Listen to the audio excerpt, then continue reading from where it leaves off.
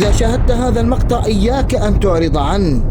قال الله سبحانه وتعالى: ومن أعرض عن ذكري فإن له معيشة ضنكا.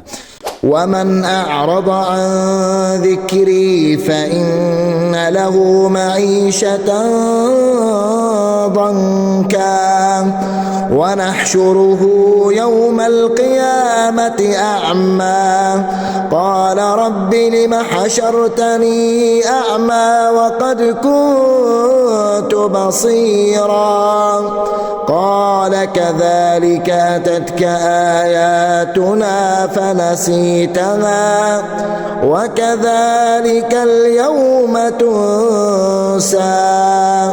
فالإعراض عن ذكر الله عز وجل عاقبته وخيمة.